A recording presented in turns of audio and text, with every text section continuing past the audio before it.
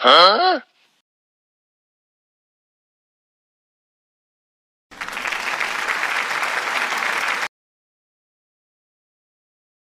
Uh-oh. Uh-oh.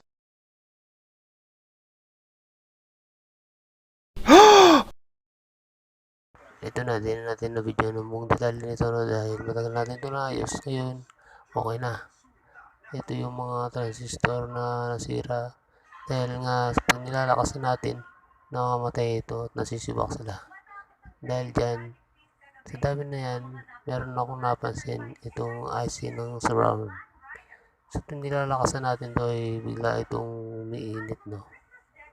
Pag umiinit ito, ito, sinubukan natin itong tanggalin. Baka ito nga naging sarili rin nila. Itong IC na to. Ito sira na to. Nakalagay ito dito sa heatsink na yan. Diyan nakalagay yan. Simula nung tinanggal natin yan, yun naging resulta. Okay na siya.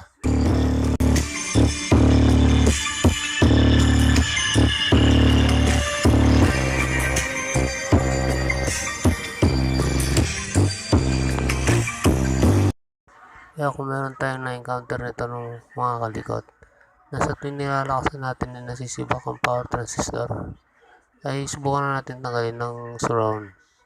Dahil baka ito ay na-short na para maiwasan natin ng mga ganito karaming power transistor na masisira. Sayang din to, no?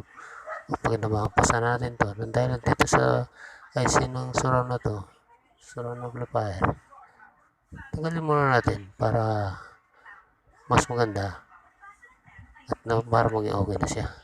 So, ganito na lang ating video. Sana yung meron na kayong konting mapulot sa kalaman nito. Salamat.